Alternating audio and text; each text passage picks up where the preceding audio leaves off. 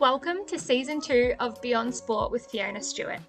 In this podcast, we chat with athletes, coaches, and industry professionals at all levels of sport about the benefits that being involved in sport has provided them outside of just the performance side of things. I'm your host, Fiona. I've always wanted to delve deeper into the physical, social, and mental benefits being involved in sport has provided people. This is a completely independent podcast that has been created to share the journey and lessons of top-level sporting professionals, but also your everyday lover of sport. If you like this podcast, I'd really appreciate if you could leave a review and share it with someone who you think would also enjoy it. Make sure you hit subscribe on Apple Podcasts or follow on Spotify so you don't miss the release of each new episode. You can also find us on Facebook and Instagram at Beyond Sport with Fiona Stewart. Let's get into today's episode.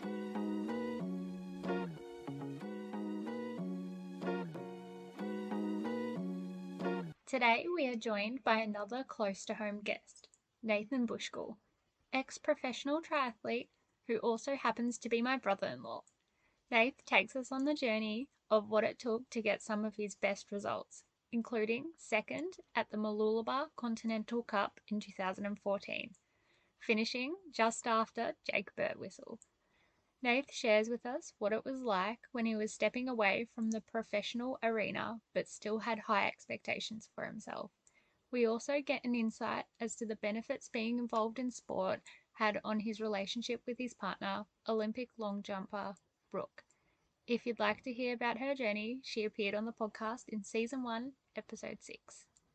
You'll also hear Nath mention his coach, Steve Foster, who was actually a guest in Season 1, Episode 4, as well as his brother Todd, who was a guest in Season 1, Episode 10. We also hear an insight of how COVID-19 may affect the athletes, friends, and families in terms of the Tokyo Olympics. Before we get into today's episode, a special shout out to our friends at Beast Mode Cafe.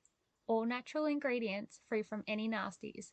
Boost your workout with barista quality coffee or refuel with yummy acai bowls, smoothies, and delicious raw vegan treats. Let's jump on into today's chat with Nathan. Welcome, Nath. How are you today? Good, thank you. Fair. Yourself? I am well. We're doing a over the computer recording today because the rain is very terrible. Yeah, hopefully you can't hear any of that rain in the background, but I think we should be okay. Yeah, we should be fine. Now, you are a triathlete, an ex-pro triathlete. Yep. Did you participate in any other sports while you were younger, or have you always been into triathlon?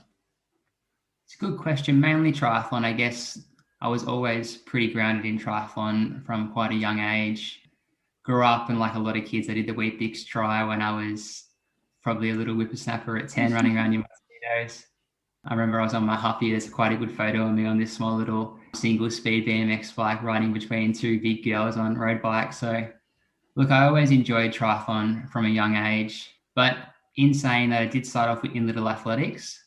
I didn't really have any talent, to be honest. I was a shocking distance runner, but I just found that I just enjoyed the distance running for some reason more than sprinting, because I think I've been born pretty unlucky in the sprinting department. I always say to my partner, Brooke, I've got one fast twitch fiber in my body.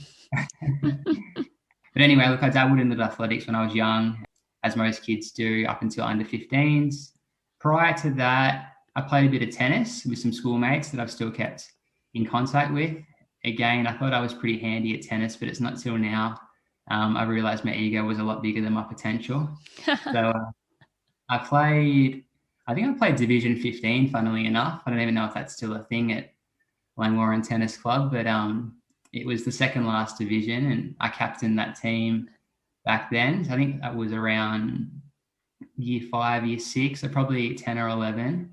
Apart from tennis, did swimming lessons.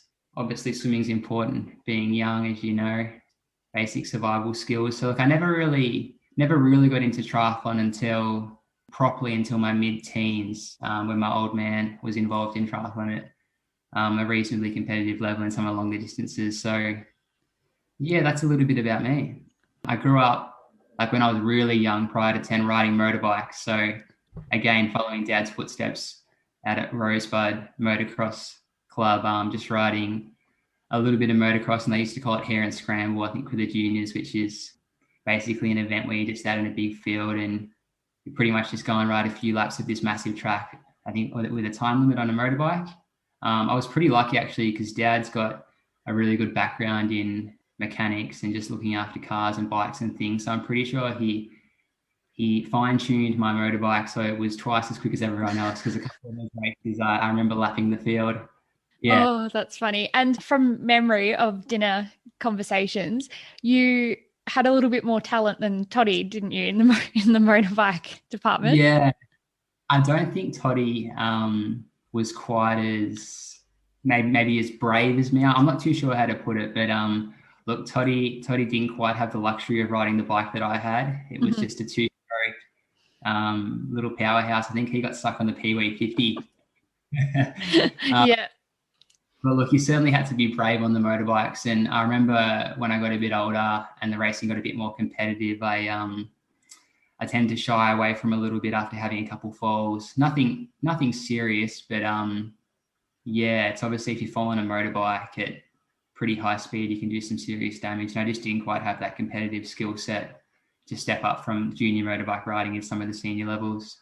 Yeah, that's fair and very understandable. So what was it about triathlon that drew you to it? Was it just the fact that your dad was doing it, or were people at school doing it? Not so much at school. I was always that really sporty kid in the PE class that had to always win the warm-up and, be really competitive on the beat test.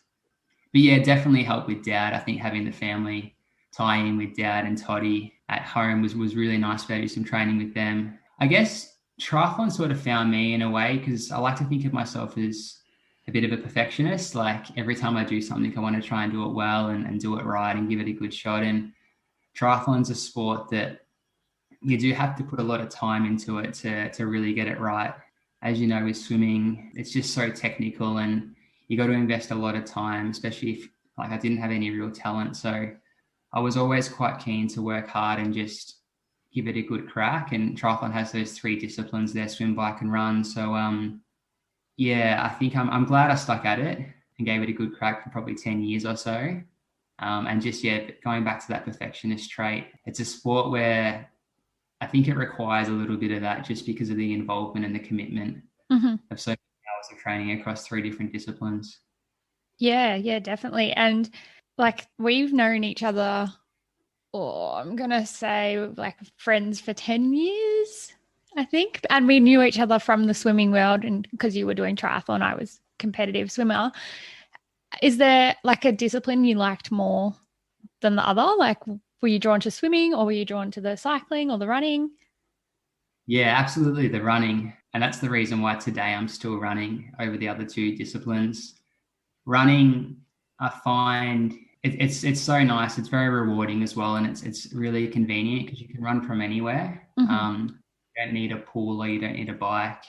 So I find it's not that I don't like the other disciplines. I just find that running came a little bit more naturally to me. I was always on the leaner side. I didn't have much muscle. So I found that I was able to give the running a bit more of a crack compared to the swim and bike. And yeah, I think over the journey of that 10 years in triathlon, the running certainly came a bit more naturally. If I was to rate myself across the three disciplines, running was definitely my strength. Yeah, I agree with you there, Nath, after watching you race for a few years. Is there a specific moment that you knew triathlon was for you, or was it, just I'm doing age group and now I want to go pro, or how did that come about? I think I always go back to saying around 18, 19, I think I turned pro in 2012 at the Noosa Tri. And I always looked up to some of the triathletes back then that were obviously representing Australia at the Commonwealth Games and the Olympics. And I was super keen for that to be me, which it wasn't. But I think you've always got to have idols and people to aspire to and look up to. So I guess that helped in terms of shaping that decision around why triathlon was for me. I think the perfectionist background that I tend to display as a personal characteristic as well. Just I always wanted to strive to get the most out of myself. And I started off racing age group and just started to enjoy it. And then I found that I didn't really have a lot of talent, but with hard work, I was able to get a little bit further in the sport and sort of win some some of the age group racing at back then it was the Gatorade Triathlon Series. So I think once I started to win some of those events, I sort of thought, what's next? And it's obviously elite and professional racing. And I was lucky enough to get selected into the Triathlon Victoria Junior development pathway, I think when I was 14. And obviously that was very high performance based, and that kind of changed my mindset around some of the avenues that are out there for triathletes, because obviously that leads into some of the senior team selections after you get out of the junior years. So yeah, being around some of the best juniors in Victoria and Australia really helped as well with that transition from age grouper to professional. And then I was able to just find a good swimming club. So I made the decision around 18 to join a national level swimming club. And I was also running with one of the best running groups still today in Victoria, potentially even Australia as well. So that really helped as a triathlete to be able to go to training with national level swimmers and go to running with national level runners and just try and sit on the back and I guess get taken for a ride, so to speak. But yeah, it just really helped make me become better because of the level of athletes I surrounded myself with. Yeah. And you say, like, I don't know about the runners, but you say the swimmers, and 3 of them were on the Australian team that you were swimming with. So you were up there with, one of the top swimming squads at the time in Victoria, which is incredible that you were able to train with them. Yeah, I was very lucky to be taken under the wing of Coach Ben at the Tiger Sharks back then, quite hardcore. And he never really took any of your excuses on board. So you just had to rock up and pretty much do the session on the board, meet certain times. And I think that mentality just really shaped, I guess, like a lot of what I am today in terms of the discipline and the resilience I have, because even when you were tired, you still had to rock up and get through 6 or 7K in the pool 5 days a week. And Ben was standing there at the end of the pool, just, timing every rep, making sure my technique was to a reasonable standard. And then I was just making sure I didn't get lapped by the 12-year-old girls that were in the lane next to me, because I tell you, some of the swimmers, they retire young, but they're also incredibly talented from such a young age as well. So that was a good wake-up call, and it really made me like a better swimmer in a short amount of time. Yeah, and a great opportunity as well. Was there, other than like joining a swimming squad and is it a running squad? Yep. Was there any significant milestones, like wins, losses, or injuries along the way?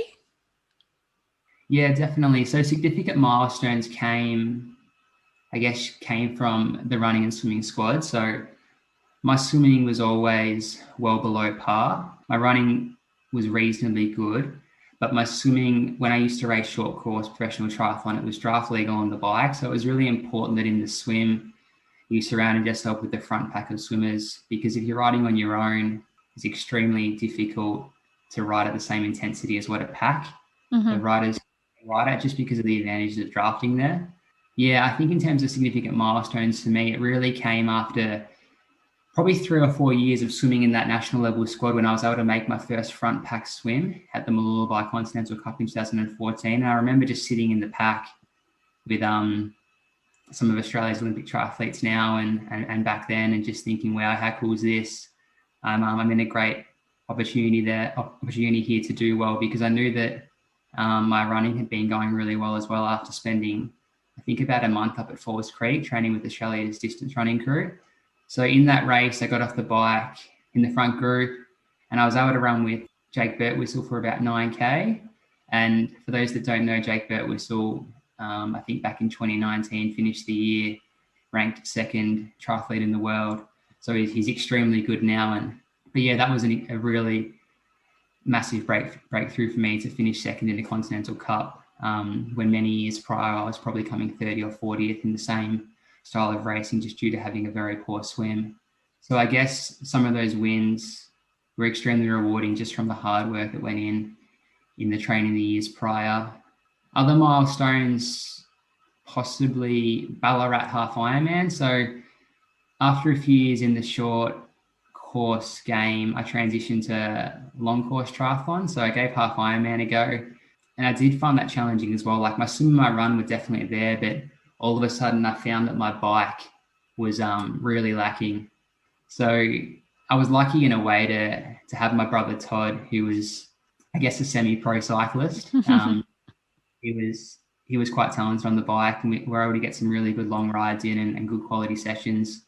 I was just sucking his wheel for 150k with a lot of hard efforts in there, and yeah, and it certainly helped my bike. It didn't never made me as good as I wanted to be on the bike, but my first half Ironman, I finished in 4 hours and 1 minute, and I guess they have like an elusive sort of 4 hour area, I guess, for that a lot of half Ironman want to get up to, where to get under. A lot of athletes now go 3:30 to 3:40 on quicker courses, but look, I was quite pleased to finish 10th in that race, and I wasn't too far behind the leaders either, so that was probably another milestone, being my first half Ironman. You mentioned injuries, didn't you? Yeah, significant injuries or some little niggles that turned into something bigger. Yeah, I was always quite lucky. I never found myself to be a super injury prone athlete, and I don't know why that was. I think I had good guidance, whether that was from Ben in swimming, or Nikki Frey, Tim O'Shaughnessy, some of the running coaches that I had, and more recently Steve Foster in triathlon. He's also been in this podcast before. Shout out, Steve.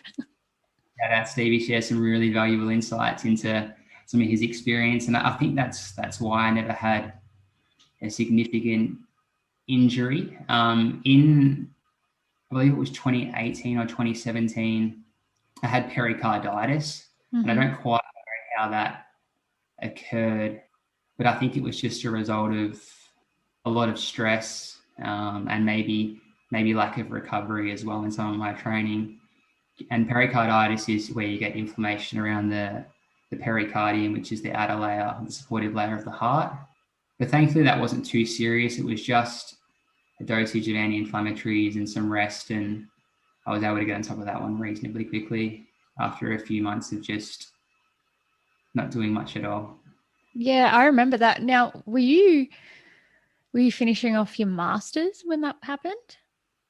Yeah, I was first year masters, and I think the workload stepping up from an undergrad, trying to compete in triathlon at a professional level in half Ironman, which involves a lot of training, and then again a master's in exercise physiology, being a first year as well, trying to really take all the information on because it's all new when you start out. I think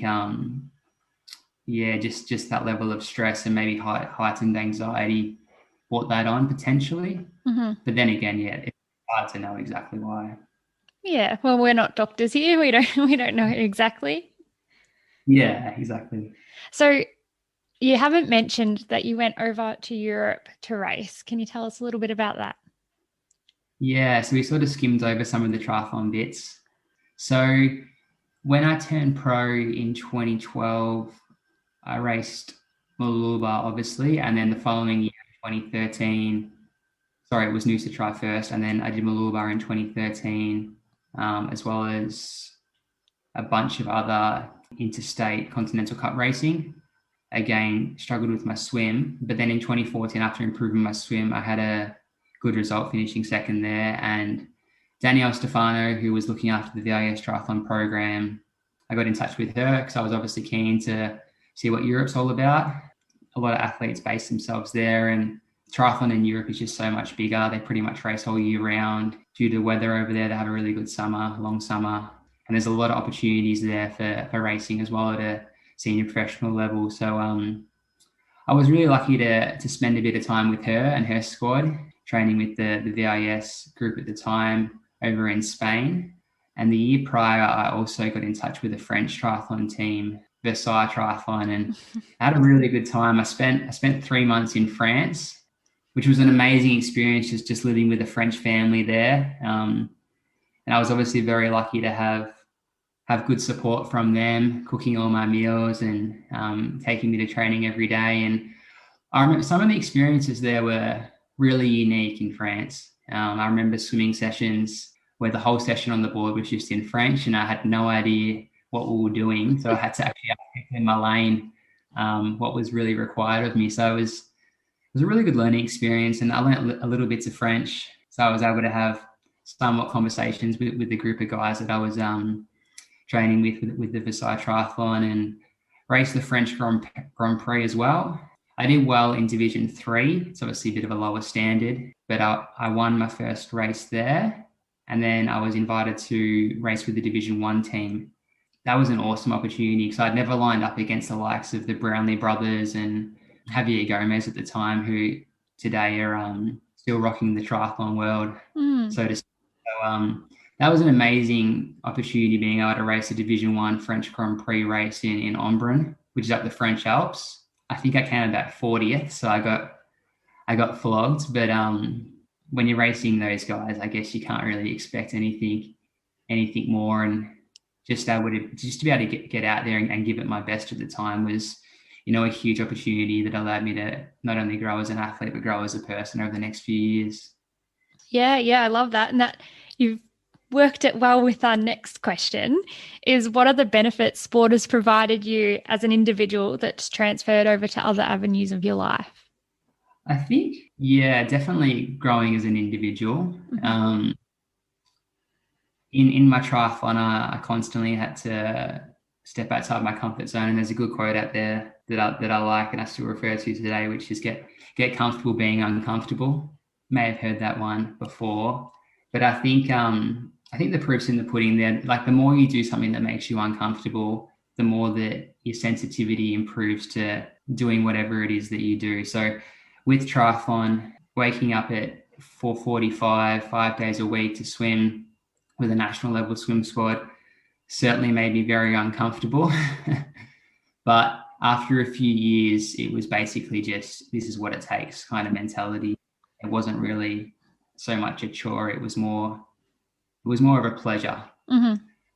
in a way, because I really started to see the reward and the benefits of putting in the hard work. And still to this day, triathlon's taught me a lot about the characteristics of resilience and discipline, and just not being afraid to give things a crack. Yeah, resilience is probably the biggest one, because even when you're tired or things aren't quite going your way, you've still got to get up the next day and put in a good few hours of training in triathlon. So doing that over time, over so many years, I think has helped shape a lot of my experiences today in both work and life. Yeah, I like that, Nath. And thanks, so that's like some of the benefits. I know you're a bit like me and you get a bit nervous before you race. You said before about the exposure to being uncomfortable helps with getting comfortable doing it. Did you find that, like, the more you raced, the less you got nervous before races, or how'd that go? Yeah, it's a really interesting one. And I probably haven't realized this until more so with my studies as an exercise physiologist now. But when I look back on my career, in the early days, I was super nervous to race. But after probably 3, 4, 5 years of good hard work, I also had a lot of confidence to race. So in 2014, 2015, and probably even 2016, I remember getting to the races feeling confident and actually excited, because I had done the work. I had seen myself hitting personal best, hitting good times in training, and I was really excited to get out there. But then more so in recent years, when I started making that transition slightly away from triathlon, but I still tried to maintain that same level of competition. Mm-hmm. I found that I was getting extremely anxious. And I think that's just because maybe my ego was still there, that I wanted to be the best or be super competitive at the time. But I hadn't done the work. I found that my environment certainly was a huge factor in terms of whether I felt confident or anxious for a competition.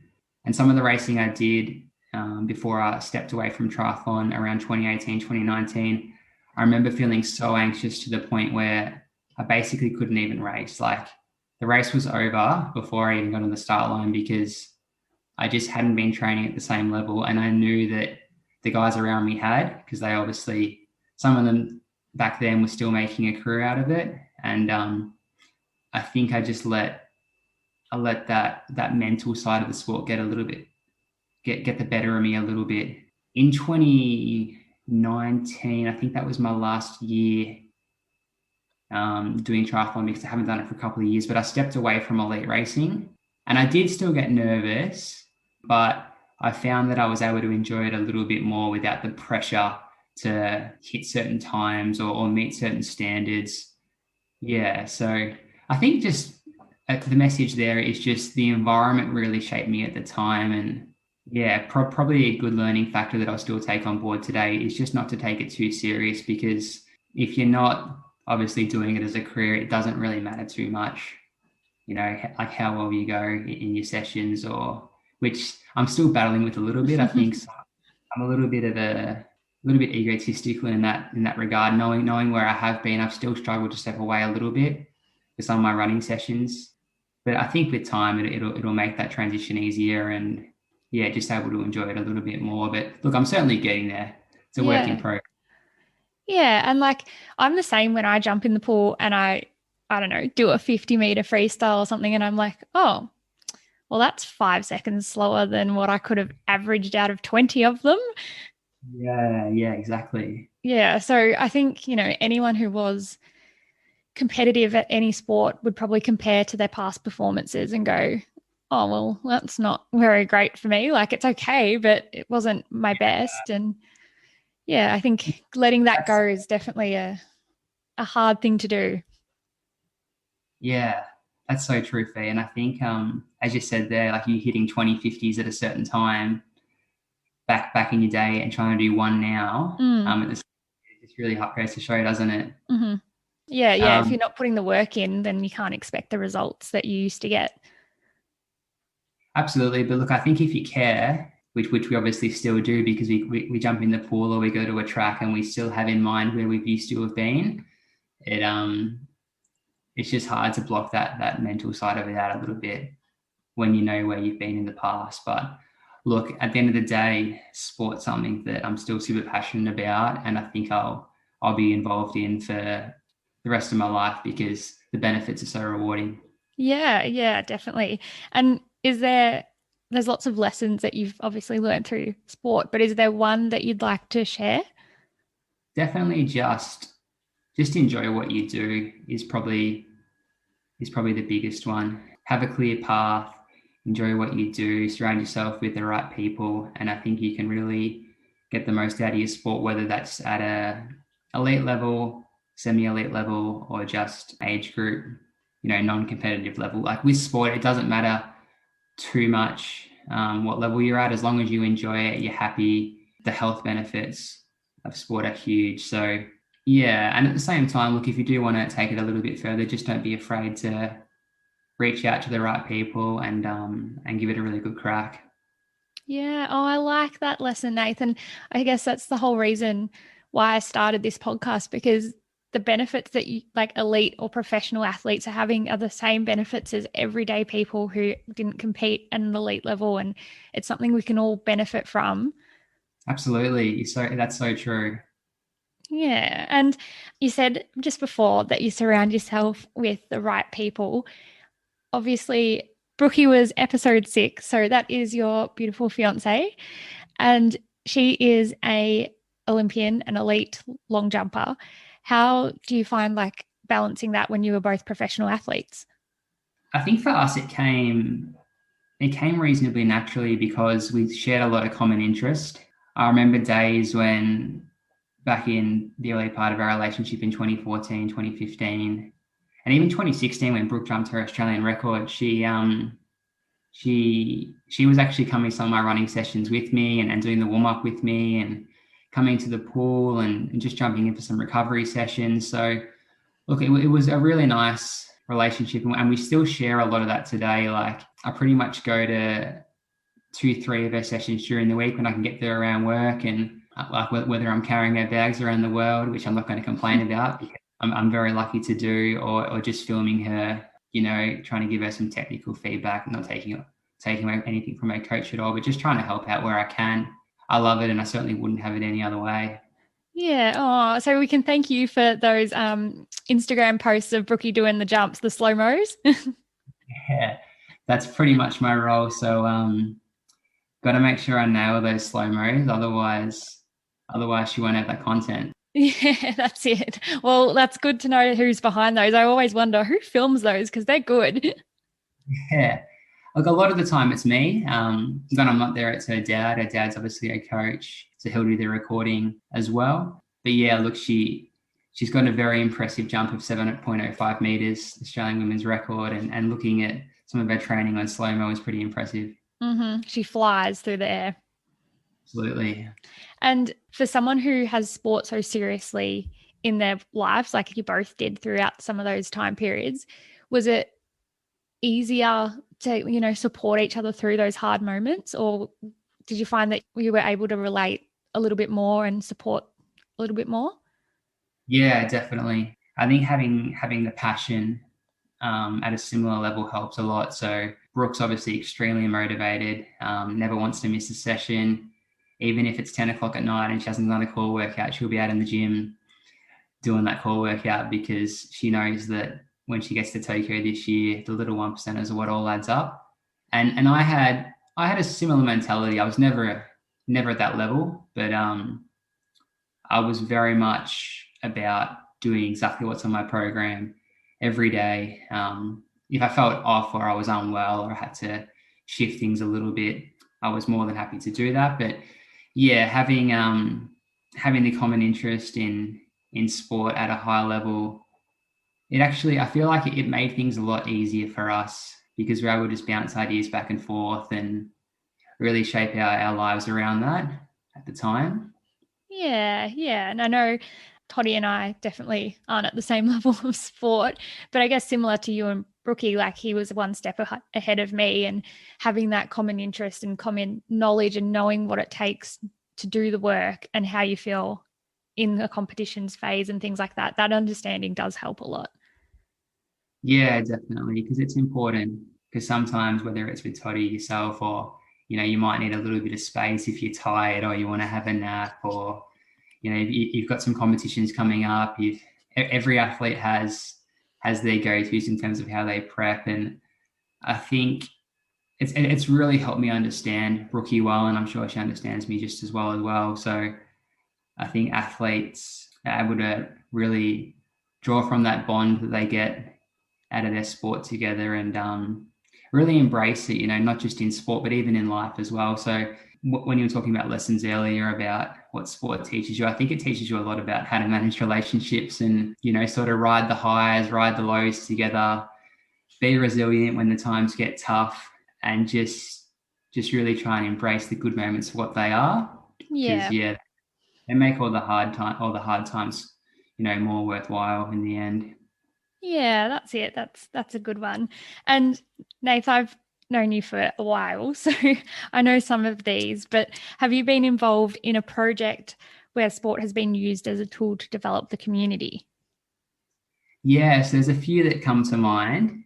So in some of the work I did at the YMCA as a PT, there were a couple of programs there that I jumped on board with. One of them was getting the men's shed program at Akuna Park in Berwick up and running. There was a few of us PTs at the time there a few years ago that we went down, and I think there was around 30 guys, older males in that men's shed program, and we were just responsible for overseeing their involvement in exercise. We did some initial exercise testing to get an idea of where they were at, and then obviously tailored some sessions appropriate for them, and then did some follow-up testing. So that was a really good initiative just to see a bunch of 60 plus, 65, 70-year-old men all get together on a Friday at what was called the men's shed, and they have heaps of them around Australia. It's a national-wide program. So I really did enjoy that one, just running a 45 minutes to 1 hour exercise session with them once a week. And the YMCA actually brought a few opportunities because they're a really good not-for-profit community-run organisation, as I'm sure you know, with your experience there. And I helped out as well at a retirement home in Casey.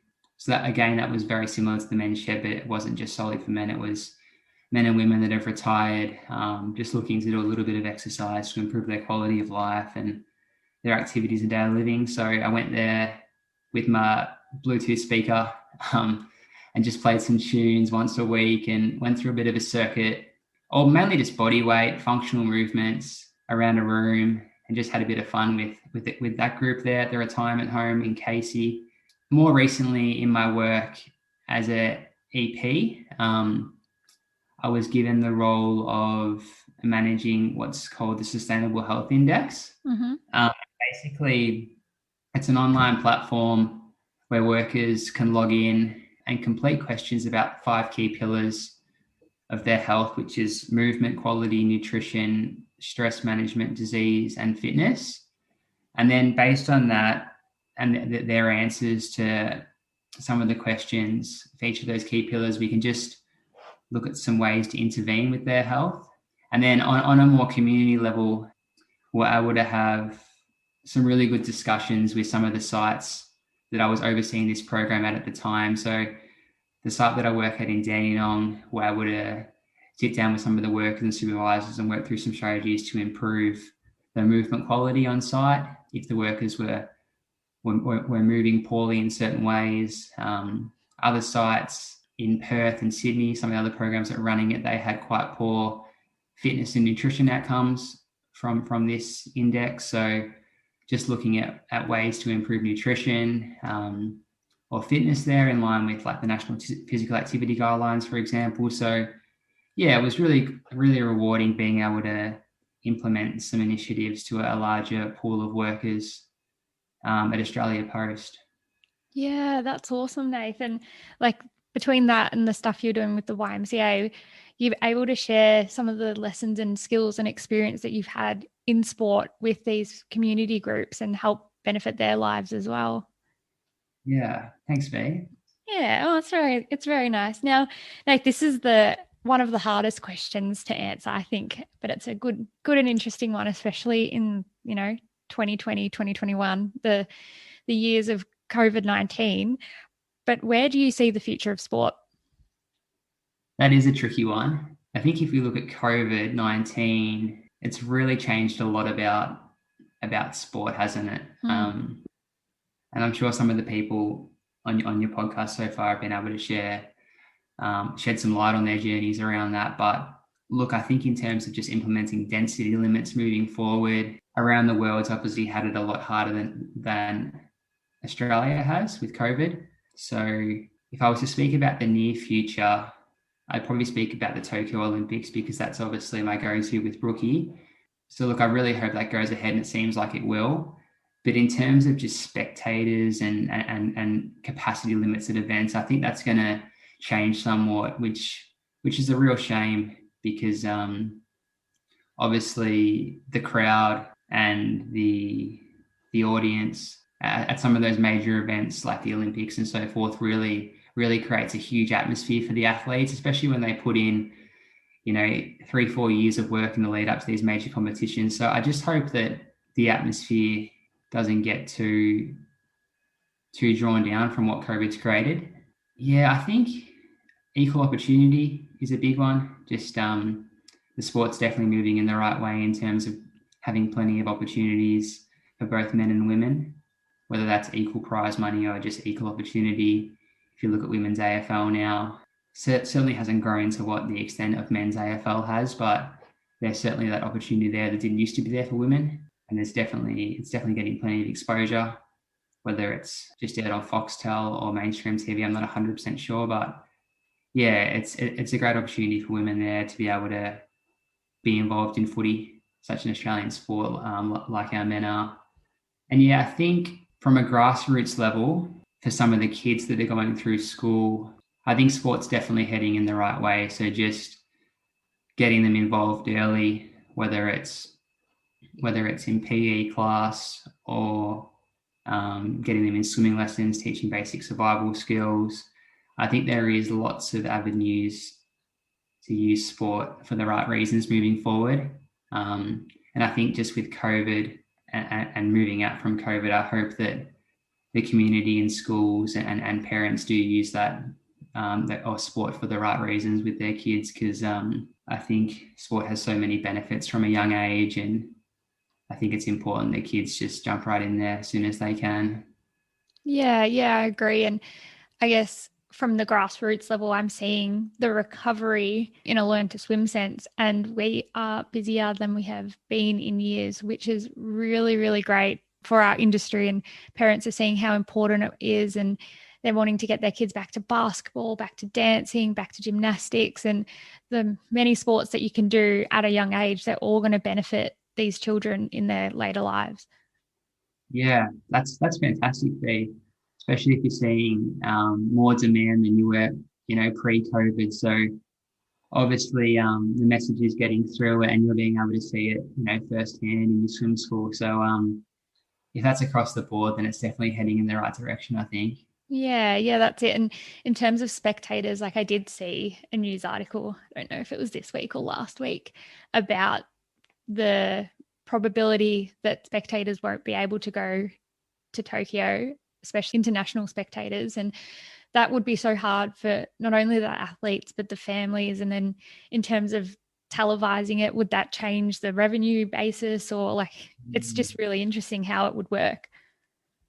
Yeah, it's interesting you say that, because I saw on the ABC they said spectators won't go, and I think the media jump on things very quickly.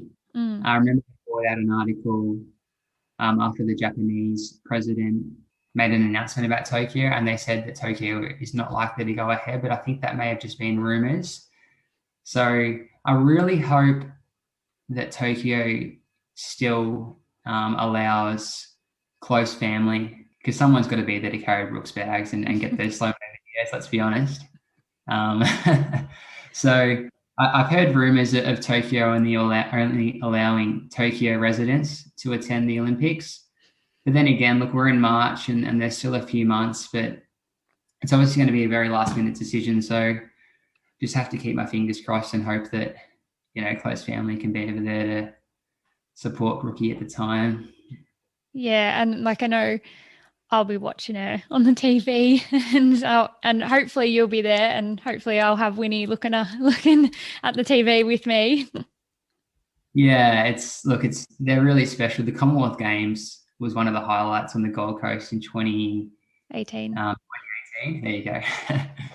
Almost forgot. Yeah, just because it was a home games, and obviously Brookie got to really experience those emotions, really raw, being the athlete herself. But for us, just on the sidelines, the crowd, the atmosphere was huge. Everyone gets behind Aussies at a home game. So yeah, those major championships are really special. So look, I hope we can be there in Tokyo. We'll have to wait and see.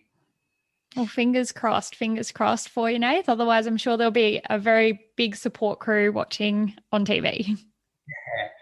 Yeah, absolutely. We'll have to gather everyone we know and have we'll have to chuck up a projector somewhere, I reckon, and watch it in the park or try and make of it if we can't be there. Yeah, that sounds like a good plan. I like that. Well, Nath, thank you so much for coming and joining us today. I really appreciate it. And you and Brookie are coming around for dinner with Winnie soon. So thank you again. Anytime, Fee. I think Winnie's pretty keen to see Harry. So as long as she doesn't eat our dinner, it should be a good night. Yeah, that sounds good. Thanks again, Nath. That's right. Thanks for having me, Fee. Appreciate it.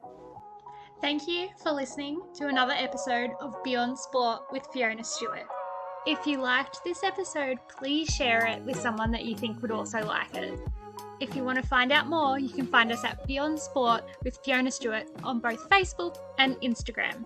Until next time.